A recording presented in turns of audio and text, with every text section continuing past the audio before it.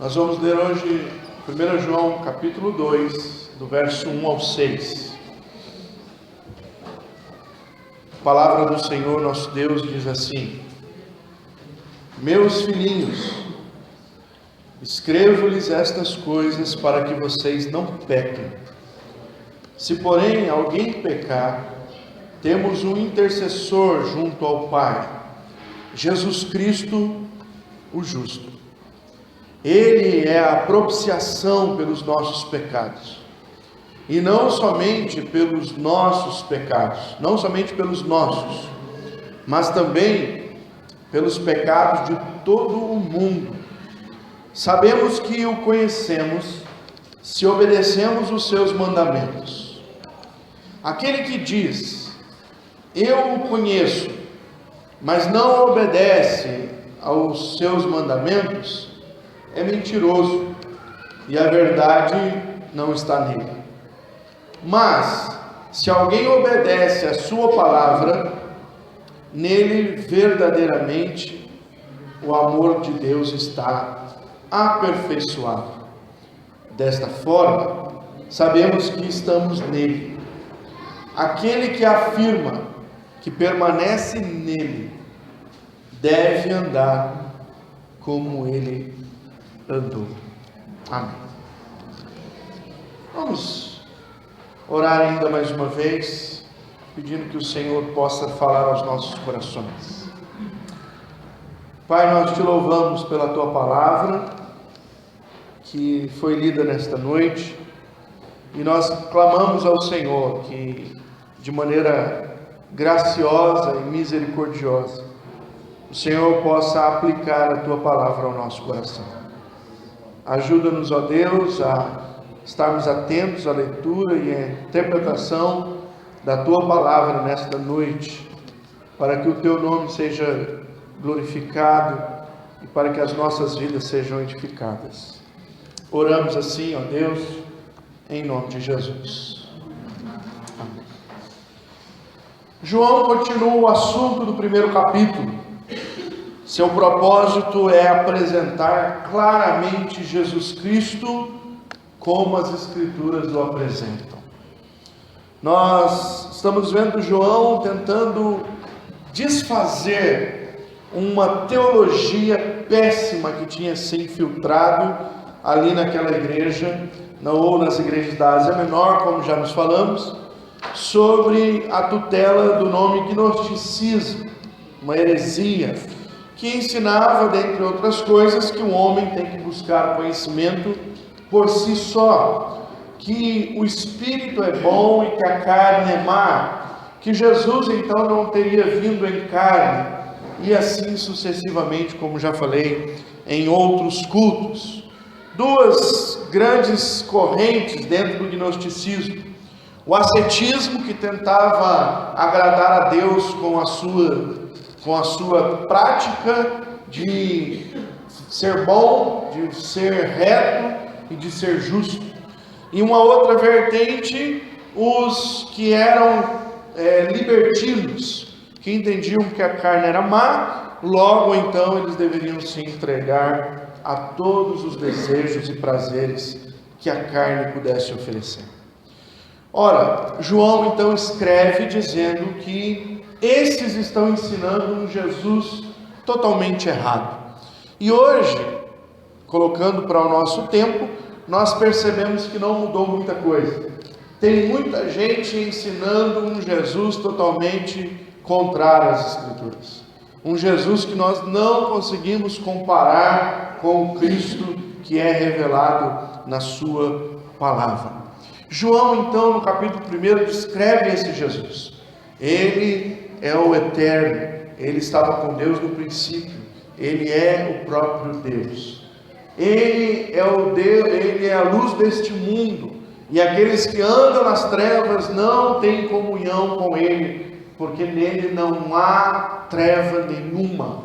E agora ele vem dizer: esse Jesus bíblico, revelado nas Escrituras, deve ser conhecido da igreja. Irmãos, tem muita gente dentro da igreja que não conhece Jesus. que não para conhecer os ensinamentos de Cristo, que não para compreender o que Cristo quer ensinar, que não tem nem sequer o desejo de saber o que Cristo quer para a sua própria vida. Ao cantar essa penúltima música, eu fico pensando que tem muita gente que é muito corajosa aqui nessa igreja, né? Quando o Lars comentou aqui, falar para Deus remexer, tem que ser corajoso, porque pode ser que Ele realmente obedeça ao nosso pedido, e aí a coisa complica, viu? Então, se você cantou, fique esperto, que Deus pode mudar totalmente a tua vida por causa daquilo que você pede. Mas continuando, fora esse parênteses, o Jesus bíblico, o Jesus que está sendo apresentado, João vai falar para nós aqui, e ele faz um pequeno inteirinho de um capítulo para o outro. Ele vai fazer aqui uma passagem, quando ele diz: meus filhinhos, escrevo-lhes estas coisas, para que vocês não pequem. Ora, quais são estas coisas? Essas coisas aqui João está se referindo, são as coisas que ele disse anteriormente, que nós podemos dizer sobre, que ele denunciou, aqueles que andam nas trevas deliberadamente. Quem são esses? Aqueles que praticam o pecado deliberado, aqueles que têm prazer no pecado, aqueles que buscam o pecado, que seus pés são ligeiros para pecar. Exemplo, é aquele que vem na igreja, ele adora a Deus, ele entende que o seu espírito está tomado pelo Senhor, e de segunda-feira até sábado, a carne é que manda. Então ele é deliberadamente aberto para o pecado, ele se envolve com as práticas deste mundo, ele não tem uma ética cristã nas suas relações. Um jovem, por exemplo, que vem à igreja no domingo, levanta sua mão, canta bonito, adora, até chora. Aí na segunda-feira ele pratica todo tipo de prostituição. Alguns usam droga, outros bebem, até o cachorro lamber a boca, né? Como diz o outro. Então, são pessoas que estão desejosas do pecado. O que eles fazem? Eles são hipócritas. João vai dizer: olha, não andem deliberadamente nas trevas, não busquem essas coisas. Outra coisa que o apóstolo Paulo diz é não reconhecer a natureza pecaminosa. São pessoas que não reconhecem que são pecadores, se acham justos diante de Deus, como o nosso amigo do videozinho lá, né? Achando que não estava fazendo nenhum tipo de pecado. Outro pecado, irmãos, que está descrito aqui no capítulo 1, são aqueles que não vivem em comunhão com os irmãos da fé. Pessoas que são orgulhosas, pessoas que não andam com outros crentes, pessoas que têm até receio de ser visto com outro cristão, pessoas que escondem a sua fé. Olha, eu quero ter ir na igreja, mas eu não quero ter comunhão com ninguém. Pessoas que são os rapidinhos da igreja. Se o pastor não corre lá para dar a mão para ele, não pega ele na porta, fala com ele, fala um ano já, mas ele é crente no Senhor, né? Não vai na casa de nenhum irmão, não convida nenhum irmão para ir na casa dele, não anda com aqueles que andam na fé, não tem um momento de oração no seu lar, não abre a sua casa quando a igreja está fazendo um momento de comunhão uns com os outros. Quer dizer, é alguém que eu quero privacidade, eu quero viver a minha fé lá na igreja, o resto da minha vida eu não quero ter comunhão. Deus chama isso de pecado, não viver em comunhão uns com os outros, não compartilhar, não carregar o fardo um do outro, não conhecer o irmão, não saber nem qual é a necessidade do irmão, não orar um pelo outro, não confessar os seus pecados uns pelos outros. A Bíblia está repleta de uns aos outros, irmãos. E quando nós não cumprimos isso, João escreve: nós que não vivemos em comunhão com os irmãos. Isso é um pecado deliberado, porque eu faço assim porque eu quero. Se entregar também ao pecado, entendendo que a carne é má, na questão da libertinagem.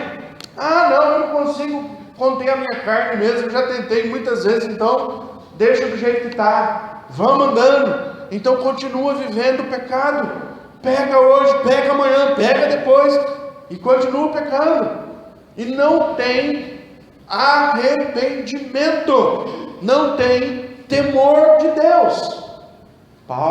João diz, cuidado, porque esses que andam desta maneira, eles estão sendo deliberadamente pecaminosos. Eu quero fazer o pecado. No entanto, logo em seguida, ele menciona que nós não devemos viver no pecado. Mas, contudo, entretanto, todavia, se acontecer o pecado, nós não devemos nos desesperar. É uma mensagem aqui de duas faces. Enquanto nos chama a justiça, nos mostra também que nós somos incapazes de sermos totalmente justos.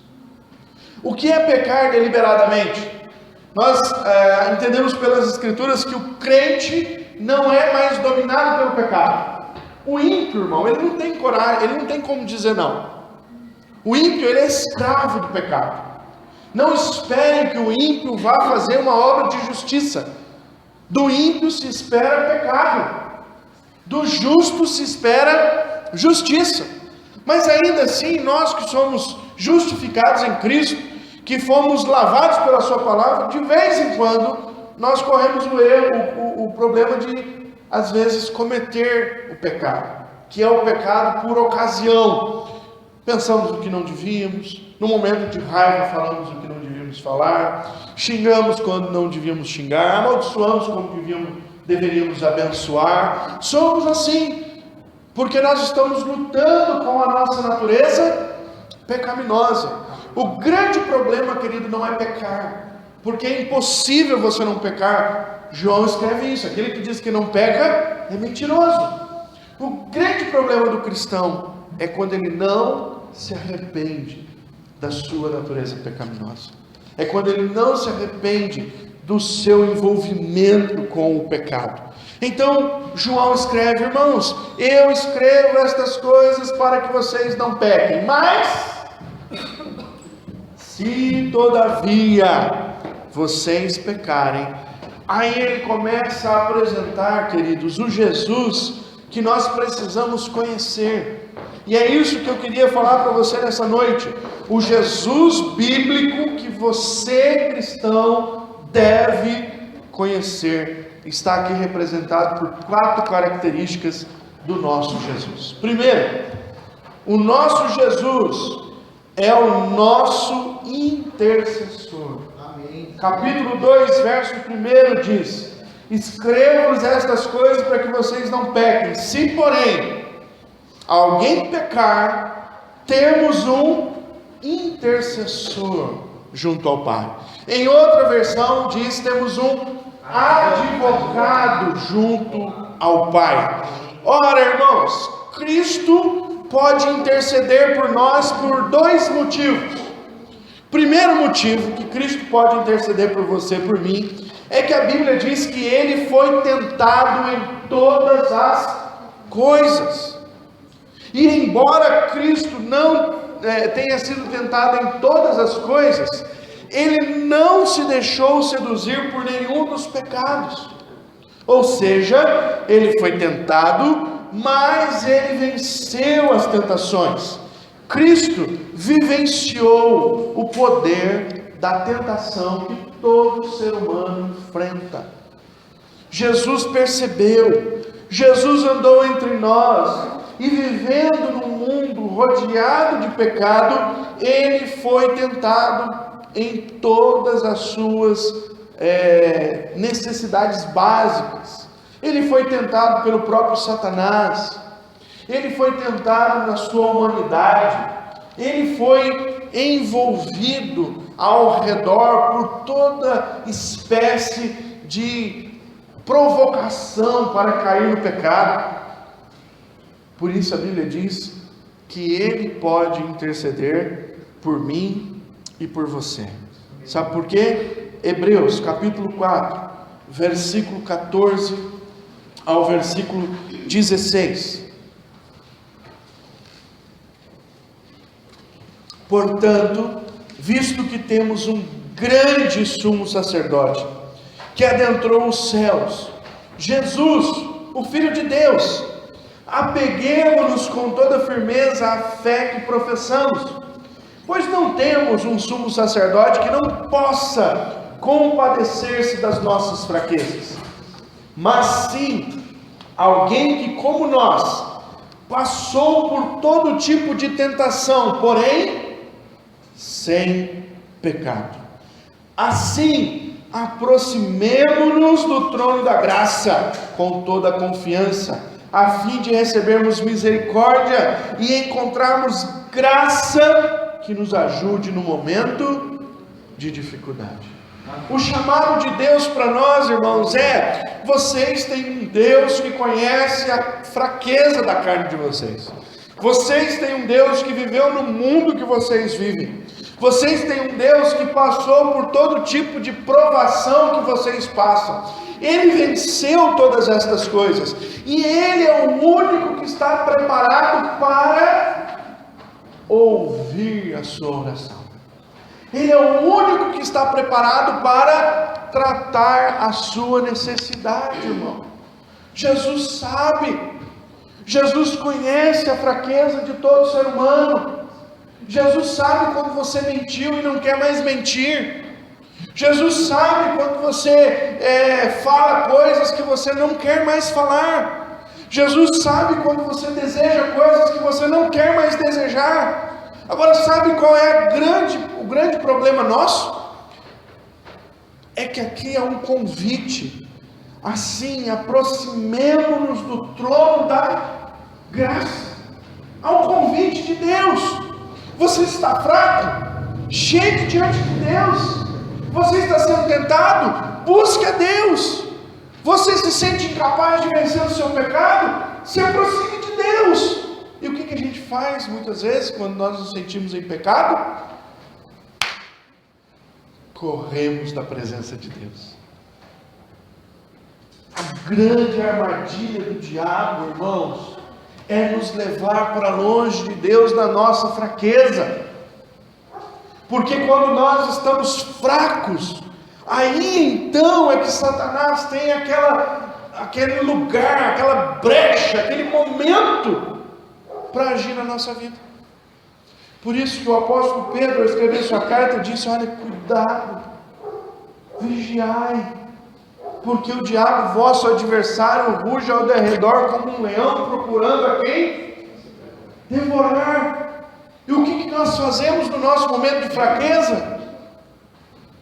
Não vou na igreja não, estou triste, vou ficar em casa assistindo Fantástico. Eu fui na igreja semana passada, o pastor nem olhou para mim, não vou na igreja essa semana não.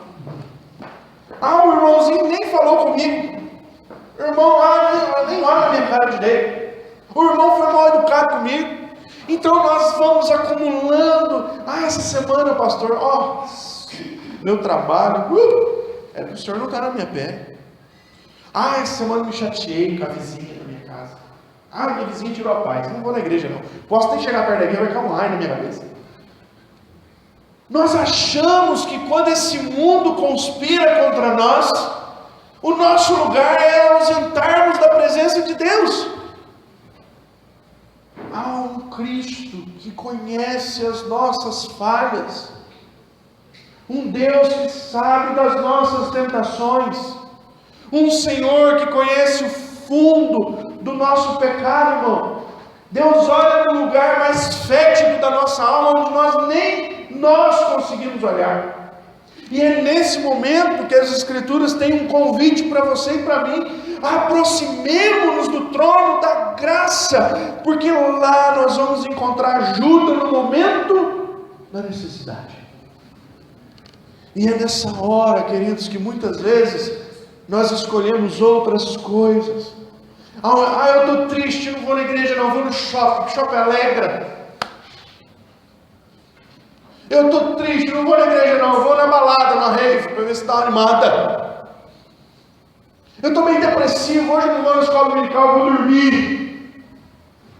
E nós escolhemos fugir da presença de Deus. E o que acontece? O pecado começa a corroer-nos por dentro. E quanto mais nós nos distanciamos de Deus, irmãos, mais o pecado tem força sobre nós, mais o pecado nos leva para longe de Deus, mais nós nos envolvemos nas coisas deste mundo.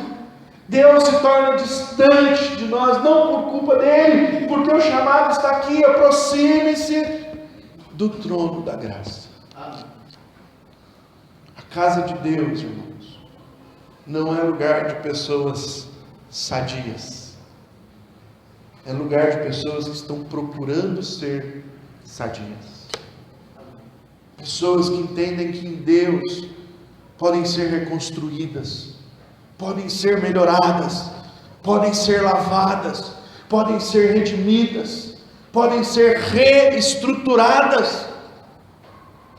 Se você se sente com medo de Deus, se você entende que tem que ficar longe de Deus, queridos, é um engano de Satanás na sua vida.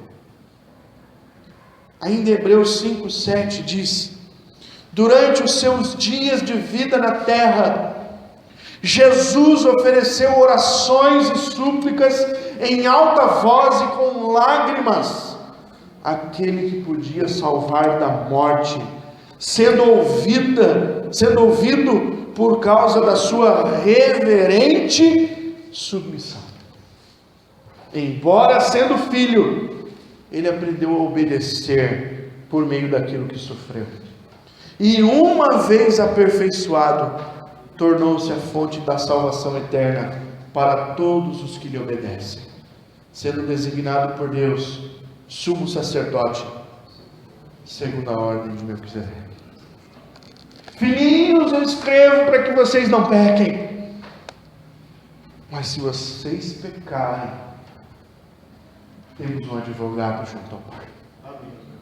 Se vocês estão se sentindo pecadores, miseráveis, angustiados, o lugar de vocês é o trono de Deus. É ali que Deus nos convida para nos renovar. É ali que o Senhor nos chama para restaurar a nossa identidade de alguém que foi amado por Deus, salvo por Deus, eleito em Deus e tem uma nova posição em Cristo Jesus. E tudo, irmão, fora isso, é artimanha de Satanás para nos levar para longe de Deus. Há uma frase do Billy Graham que ele diz que quando alguém pensa em estar longe de Deus, Satanás arma um barco rapidamente para ele entrar. E quando nós nos sentimos incapazes diante de Deus, nós somos cada vez mais levados a não buscá-lo e a tentarmos outros caminhos. Cuidado, porque pode ser que você fique muito longe de Deus e não consiga voltar. Jesus é o nosso intercessor. Segundo, Ele é nosso intercessor porque Ele pagou o valor da nossa dívida. Nós éramos pecadores diante de Deus. E o pecado, irmãos, ele nos aflige desde Adão, o primeiro homem a pecar. E esse pecado só foi vencido pelo segundo Adão.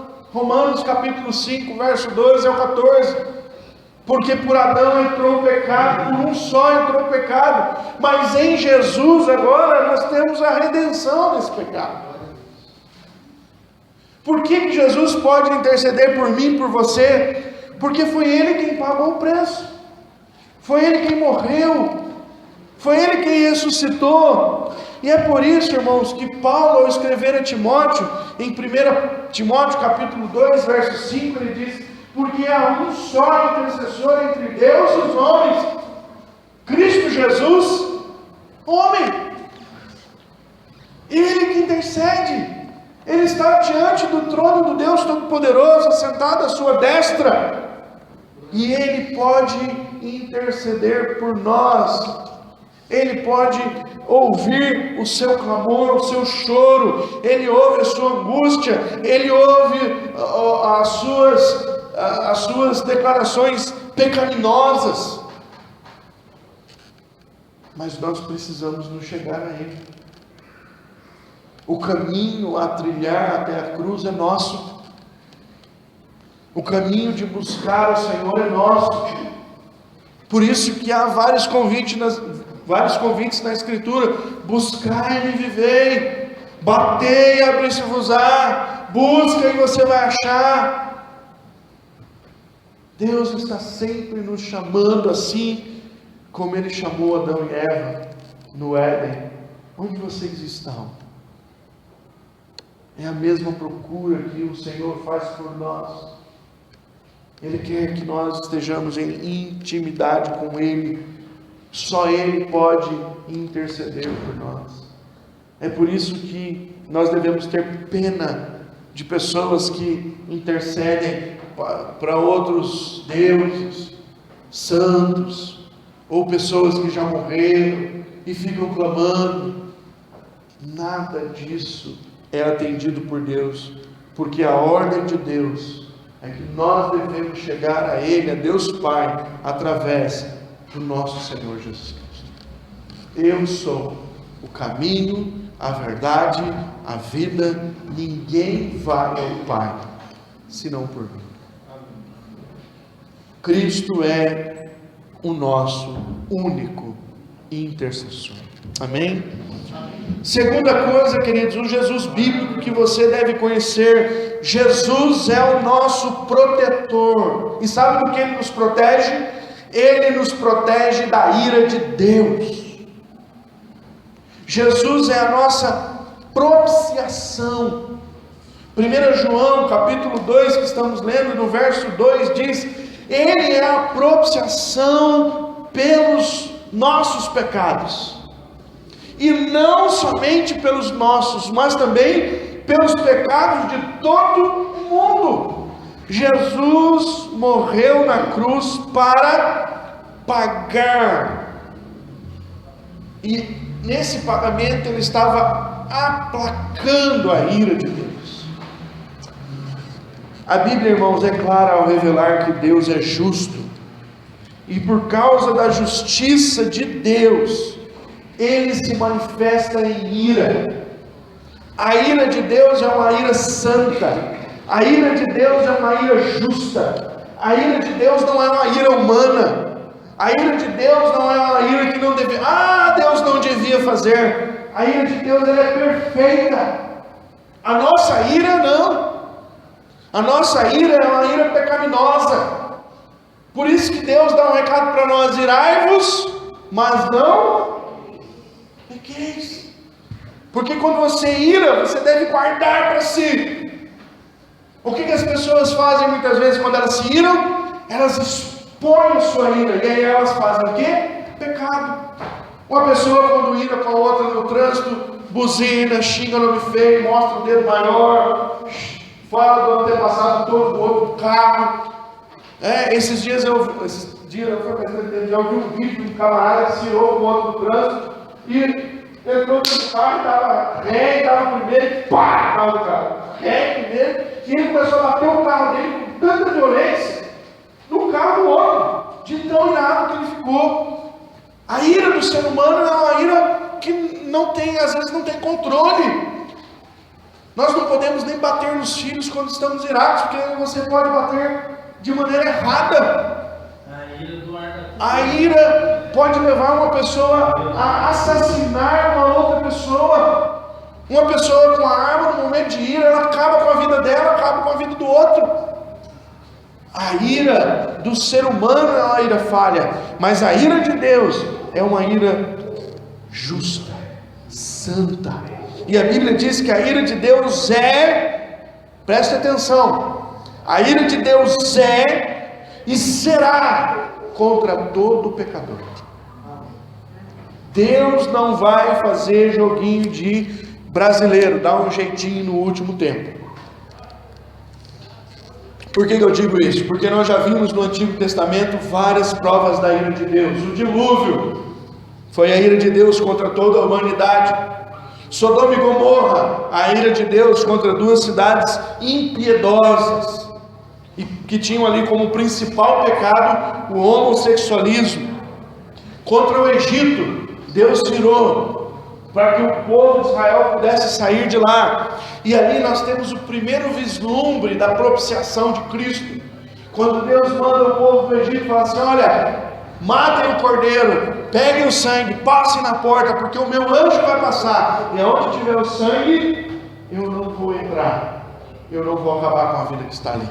Mas Deus se irou e Ele matou todos os primogênitos na terra do Egito. Deus manifestou a sua ira. Por várias vezes Deus manifestou a ira dele através do exército de Israel, quando ele dizia: entra naquela cidade, passa o fio da espada do menor ao maior. E em muitas ele disse: mata todos os animais. Em outros ele disse: queima tudo, nem o ouro daquela cidade eu quero que vocês tragam. Deus manifesta a sua ira contra o pecador. E no Novo Testamento, a Bíblia é clara ao dizer que Ele vai manifestar a sua ira, mandando os pecadores para o inferno. E de lá não sairão eternamente. Estarão separados de Deus para todo o sempre. No entanto, nós que cremos em nosso Senhor Jesus Cristo, estamos escondidos da ira de Deus. A propiciação de Jesus é isso, é quando Ele se coloca entre nós e a ira de Deus. E nós somos tão pecadores, irmãos, como todos os outros que vão passar a eternidade no inferno. Todos nós aqui, sem tirar nem pôr nenhum, nem a criança inocente que dorme no colo da Mariluz, nenhum de nós está livre da ira de Deus, a não ser que estejamos escondidos na graça que foi posta em Jesus Cristo. Romanos capítulo 3, no verso 21 até o versículo 30, a palavra do Senhor Deus nos ensina a respeito da graça de Deus, manifestando Jesus como o nosso protetor. Ele é a propiciação para os nossos pecados. Romanos 3, 21. Mas agora se manifestou uma justiça que provém de Deus, independente da lei, da qual testemunham a lei e os profetas. Justiça de Deus mediante a fé em Jesus Cristo, para todos os que creem. Não há distinção, pois todos pecaram e estão destituídos da glória de Deus. Aí está o pecado. Todos estão destituídos da glória de Deus. Todos estão marcados para uma vida eterna no inferno. Mas graças a Deus pelo versículo 24. Sendo justificados gratuitamente por sua graça, por meio da redenção que há em quem? Nas boas obras. Está escrito aí na sua Bíblia? No ser justo diante de Deus, de ser bonzinho na sua família, de ser menos ruim que o seu vizinho, que há redenção que há em Cristo Jesus. Por quê? Por que em Cristo? Por que não na minha justiça? Por que não em eu ser bonzinho? Por que não nas ofertas que eu dou? Por que não nas boas obras que eu faço? Por que não? Por causa de Deus. Versículo 25. Deus ofereceu Jesus como sacrifício para o quê? Propiciação.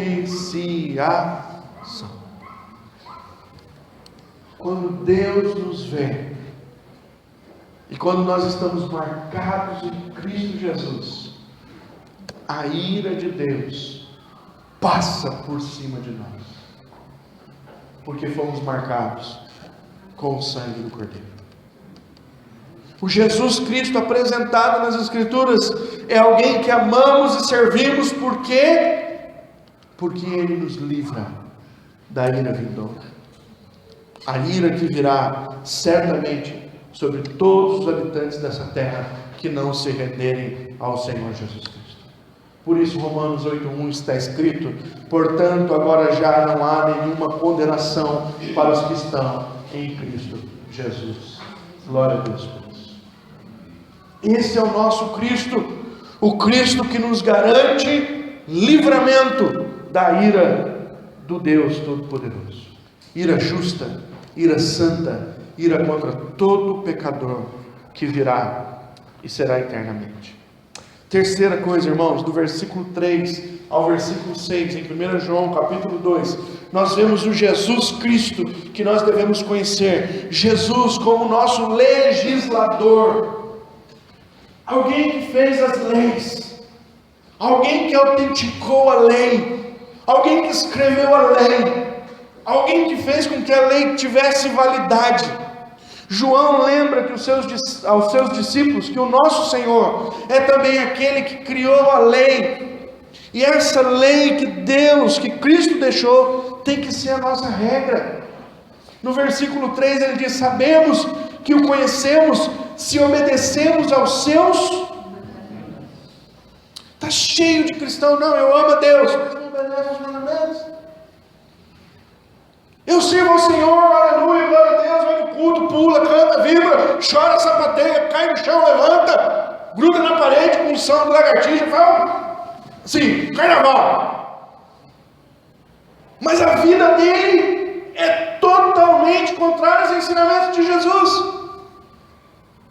Não se arrepende, não é humilde, não perdoa o irmão, é fofoqueiro, é mentiroso, é libidinoso.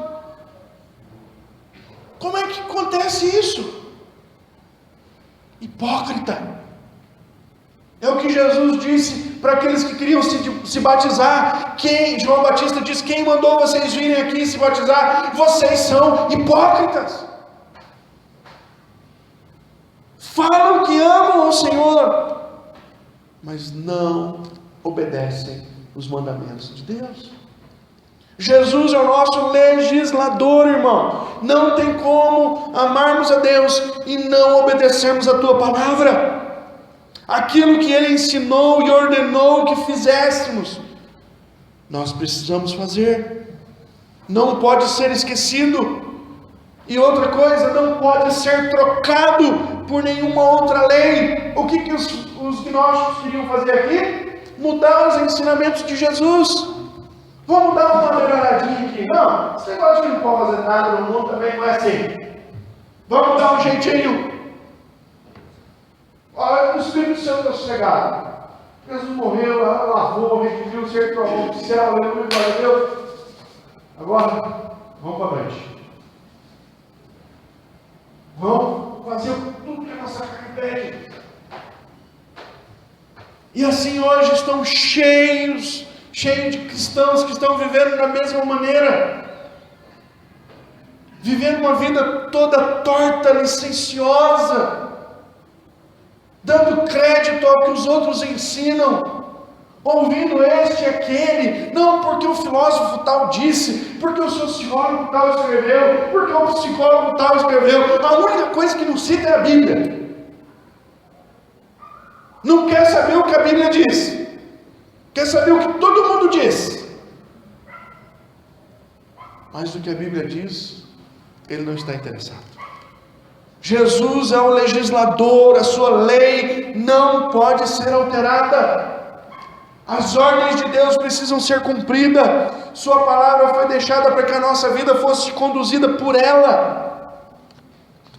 Provavelmente, irmãos, João agora está se lembrando do ensinamento de Jesus sobre a videira e os ramos. Abra comigo o Evangelho de João, no capítulo 15, no versículo 1 até o versículo 4. Eu sou a videira verdadeira, o meu pai é o agricultor. Todo ramo que estando em mim não dá fruto, ele corta, e todo que dá fruto ele poda, para que dê mais fruto ainda. Vocês já estão limpos pela palavra que lhes tenho falado. Permaneçam em mim, e eu permanecerei em vocês. Nenhum ramo pode dar fruto por si mesmo, se não permanecer na videira. Vocês também não podem dar fruto, se não permanecerem em mim. Verso 7.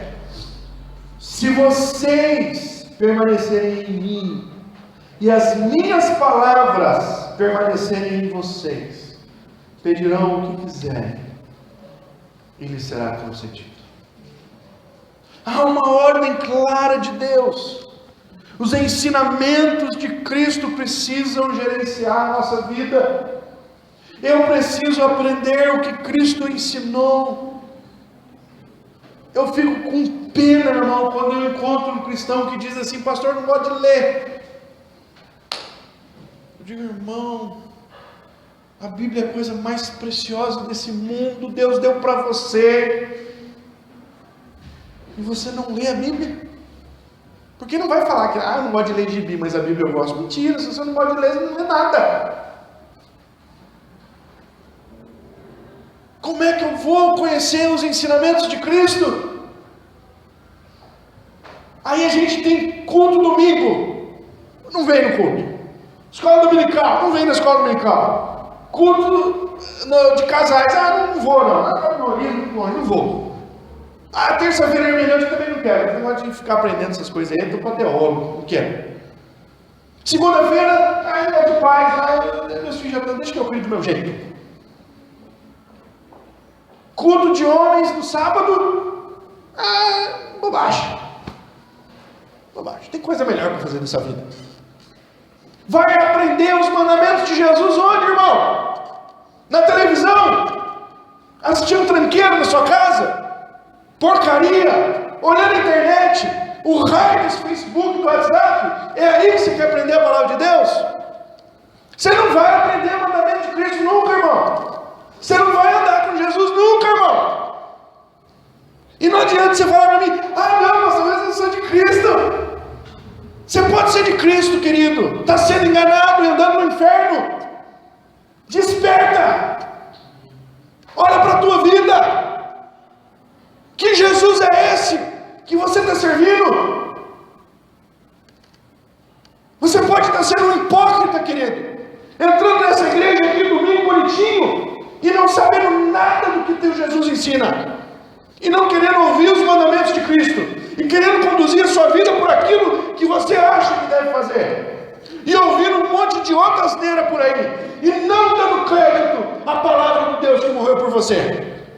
Deixando a sua vida trancada na sua casa, não vindo à escola dominical, não tendo interesse no culto, não querendo orar. Sexta-feira tem vigília. Quantos vão dar 3 horas de oração para chegar diante do trono daquele que diz: vem aqui, porque é diante do trono que você vai receber graça? Mas você não gosta de vigília. Mas se tiver um pagode, um churrasco, cerveja, você vai. Se tiver um clubão, você vai. Se tiver uma pizzaiada na casa do amigo, você vai.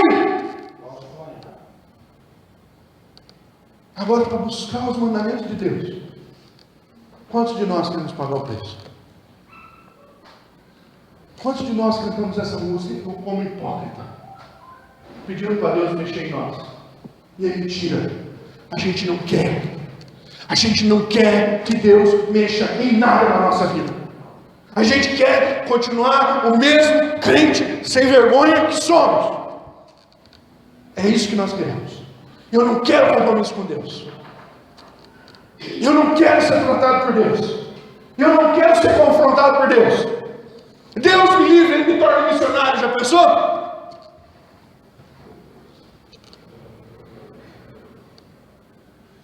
O Cristo que te amou, que morreu por você, é o que te chama para andar nos mandamentos dele. Porque se você não quer andar nos mandamentos dele, você está sendo enganado. Você está pagando de crente, mas não é crente. Você está servindo a religião, mas o coração longe de Jesus, longe daquilo que pode dar vida para você, longe daquilo que pode restaurar a tua vida, longe daquilo que pode mudar a tua história. Quando nós damos as costas aos mandamentos de Deus, nós estamos dando as costas ao seu sacrifício por nós. Nós estamos dando as costas à história que Deus quer escrever nas nossas vidas e através das nossas vidas. Se você permanecer em mim e a minha palavra permanecer em você, tem um ser, irmão. Ou você entende os mandamentos de Deus e se rende a eles, ou você está simplesmente enganando-se a si mesmo. Gálatas capítulo 1, verso 1 e 8, o apóstolo Paulo nos orienta, e ele diz: ainda que venha um anjo do céu, ou nós mesmos, e nos pregue um outro evangelho, seja anátema. Novamente vos digo, se alguém vos prega outro evangelho, seja maldito. Irmãos, qual é o evangelho que você quer?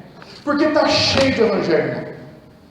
Se você sair dessa igreja aqui hoje à noite e ir nessa avenida aqui em cima, você vai achar um monte de porta de igreja aberta. Se você descer aqui e caminhar um pouquinho, você vai achar um monte de porta aberta. Se você não quiser ouvir o que nós estamos pregando aqui nessa igreja, fica na sua casa, liga a televisão, vai ter um monte de evangelho. Evangelho da prosperidade, evangelho do oba-oba, evangelho do vamos lá, evangelho de ser feliz, evangelho faz do que você quiser da sua vida. Ô glória, só está cheio de evangelho.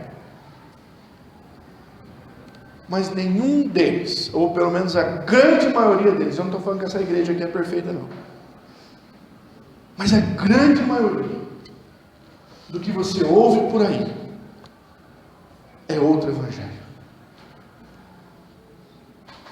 é baboseira, é frufru para encher sua orelha. Quer se tornar rico? Está tendo campanha na igreja da cidade, São José dos Campos, vai lá, milionário. Porque Tiago diz que aqueles que se envolvem em riqueza arrumam um problema para si. Eu não estou entendendo. Ou eu fico com a Bíblia, mas lá tem apóstolo, pastor. Lá tem profeta. Tem um monte. Eu prefiro ficar com a Bíblia. Amém. Que mandamento que você está ouvindo, querido? Qual é o evangelho que está te interessando? O que você quer da sua vida? A igreja aqui não é muito boa não, porque a igreja é pequena, a igreja é mal localizada. Procura o teu evangelho, irmão. Ou firma nesse. Não fica colado aqui. É um mandamento de Deus. Ou a gente se converte ao mandamento de Deus, ou a gente para de brincar. Ou a gente cai na rotina de religiosidade, de domingueiros.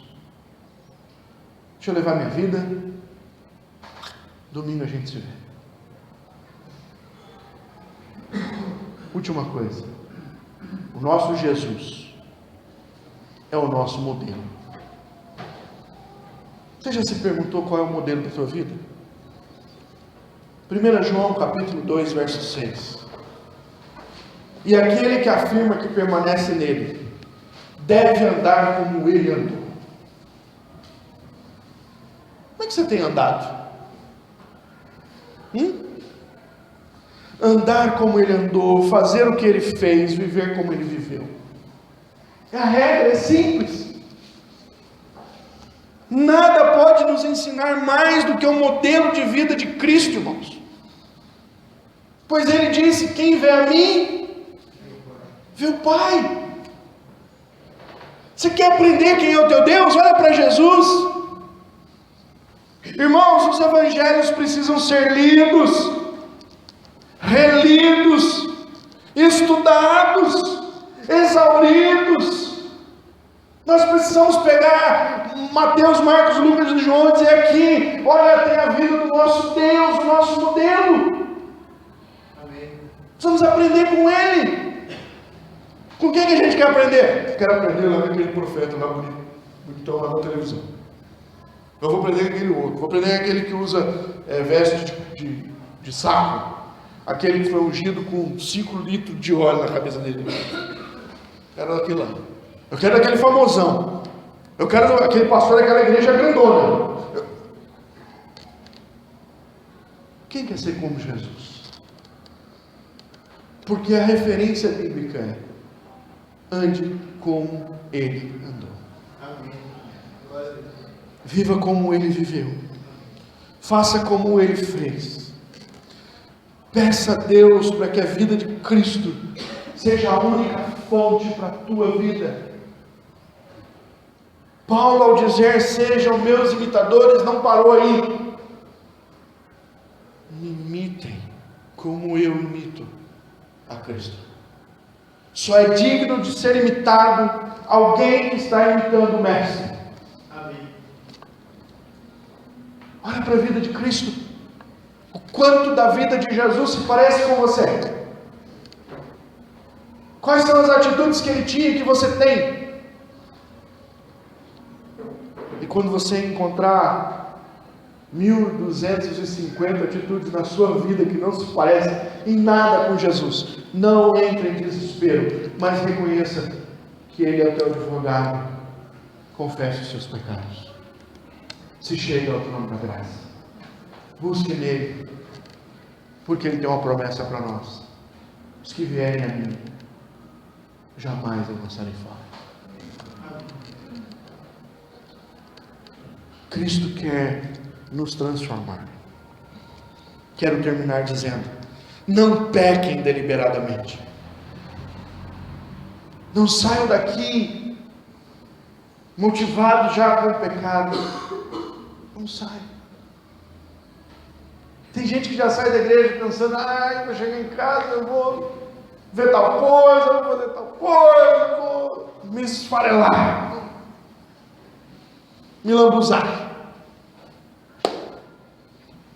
Não pequem deliberadamente. Fujam do pecado. O pecado está ali, vai por aqui. O pecado está lá, vai por lá. Sejam radicais, como o Senhor Jesus nos ensinou. Se o teu olho te faz pecar, fura o olho. É melhor entrar cego no reino do céu do que com os 2 olhos ser lançado no inferno. Se a tua mão te faz pecar, decepa a mão. Pastor, mas como? Tira tudo da tua vida que te faz pecar. Joga fora. Faz uma fogueira santa. Esses dias eu vi uma brincadeirinha lá do que a coisa mais frenética que tem hoje no Brasil, as pessoas esperando aquela porcaria daquele jogo viciante lá nos Estados Unidos, né? Aquele Digi não sei das quantas. É maldição lá e vai se tornar maldição aqui. Sabe por quê? Vai tirar o teu tempo de ler a Bíblia. Vai tirar o teu tempo de orar. Vai tirar o teu tempo de se interessar pelas coisas espirituais.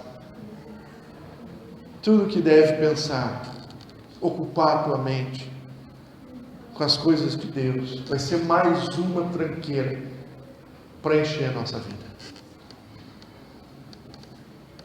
Fujam do pecado.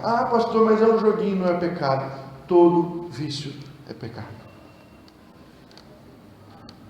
Todo vício.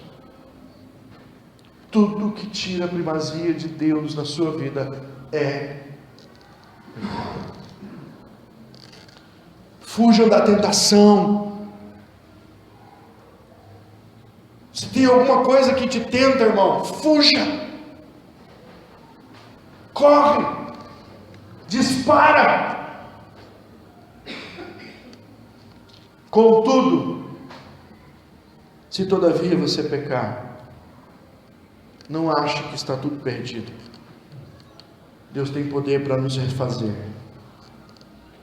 Deus tem poder para nos reestruturar. Deus tem poder para nos perdoar. Deus tem paciência para começar de novo em nós. Sabe por quê? Porque Ele é o nosso intercessor. Pagou um alto preço pelas nossas vidas. Somos importantes para Cristo. Esse é o Jesus bíblico. Esse é o Jesus que a Bíblia nos oferece. Não dá para trocar Ele por nada. Ele intercede por você. Ele morreu e te protege da ira vindoura de Deus, se você entregar a sua vida a Ele. Ele é o legislador. A lei dele deve adornar a sua vida. Deve ser luz para o teu caminho. E Ele é o teu exemplo maior. Não queira imitar outro. Imite o Senhor Jesus. Faça o que Ele fez. Ande como Ele andou. Viva como Ele viveu. Vamos orar.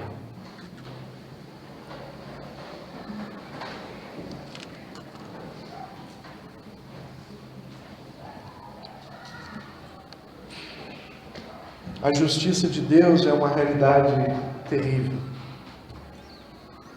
Chegará o dia em que Deus punirá todo pecador. Só há uma maneira de você não ser punido. Você entregar a tua vida a Jesus. Se você ainda não fez isso, nessa noite eu quero convidar você a abrir o teu coração e a pedir para Cristo mudar a tua história. Ore neste momento. Confesse os seus pecados. Talvez haja tanta dificuldade, até mesmo de confessar. Peça ajuda ao Senhor. Talvez você entrou aqui hoje triste por causa dos seus pecados. Jesus é o teu advogado. Ele não despreza um coração contrito. Se você está arrependido, confesse ao Senhor. O Senhor Jesus quer te proteger da ira dele. O sangue dele foi vertido para todo pecador. Basta que se arrependa. Mas ele também é o nosso legislador. Os mandamentos dele devem conduzir a nossa história. E se você não tem dado atenção aos mandamentos de Deus, se arrependa nessa noite. Se você tem procurado outros modelos para seguir, deixe de lado esses modelos e siga o Mestre. Ele é o exemplo maior. Pai, eu oro por mim, pelos meus irmãos nesta noite. Nós clamamos diante da Tua presença, que o Senhor tenha misericórdia de nós. Somos tantas vezes iludidos pelo pecado, levados para longe do Senhor, e quanto mais pecamos, mais nos distanciamos, mais endurecemos o nosso coração, mais nos voltamos para este mundo. E eu rogo a Deus nesta noite a Tua libertação sobre a vida dos meus irmãos. Cura-nos, Senhor, nesta noite. Tu és o nosso ajudador, o nosso advogado, e nós nos rendemos ao Senhor. Pai, conserta o nosso coração. Faz-nos entender, ó Deus, que o Senhor nos chama para que em todo o tempo nós sejamos guardados pelo Senhor. Traz o Teu arrependimento no coração dos meus irmãos nessa noite. Converte-nos a Ti, Senhor, para que o Teu nome seja glorificado e as nossas vidas sejam restauradas. Amém. Confiamos, ó Deus, no Teu poder e na Tua graça. E oramos, ó Deus, no nome do nosso único intercessor, o nosso Senhor, Jesus Cristo. Amém. Se você entregou sua vida a Cristo nessa noite, lembre-se do que diz a historinha daquele homem que nós colocamos. Leia a palavra de Deus, procure uma igreja, congregue, sirva ao Senhor. Só assim nós podemos andar longe do pecado. Amém?